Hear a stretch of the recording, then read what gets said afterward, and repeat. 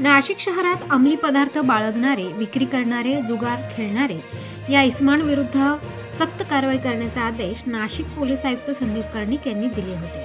त्याच अनुषंगाने म्हसरूळ पोलीस ठाणे हद्दीतील मखमलाबाद काकडमाळा या ठिकाणी मुरलीधर काकड हा जुगार खेळतो व इतरांकडूनही जुगार खेळून घेत असल्याची गोपनीय माहिती पोलीस कर्मचारी दिलीप सगळे व किशोर रोकडे यांना मिळाली। त्यानुसार विशेष पथकाचे प्रमुख वरिष्ठ पोलीस निरीक्षक पंकज भालेराव यांनी काकडमाळा परिसरात शिताफीने तपास यंत्रणा लावत काकडमाळा परिसरातील जुना चांदशी रोड मखमलाबाद वॉल कंपाऊंडच्या मोकळ्या जागेत छापा टाकला असता सुरेश मुरलीधर काकड वयवर्ष 51, स्वप्नील रमेश मानकर, अनिल जगन्नाथ मानकर, दत्तू किसन सूर्यवंशी, भगवान मोतीराम काकड, रविकांत गणपत गामणे, अक्षय सुनील काकड, विश्वनाथ प्रकाश काकड, प्रकाश देवराम पिंगळे, विशाल काकड, सुनील काकड अशा 11 जणांना जुगार खेळताना रंगेहात पकडले आहे। त्यांच्याकडून 76,220 रुपये रोख व 78,000 रुपये किमतीचे मोबाईल, 27,90,000 रुपये किमतीच्या 4 चाकी वाहन असा मुद्देमाल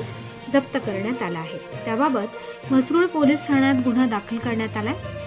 सदरील कामगिरी वरिष्ठांच्या मार्गदर्शनानुसार वरिष्ठ पोलीस निरीक्षक पंकज भालेराव, दिलीप भोई, दिलीप सगळे, किशोर रोकडे, भामरे, डंबाळे, भूषण सोनवणे, योगेश चव्हाण, भगवान जाधव, जगताप कदम आदींनी यशस्वीरित्या पार पाडली।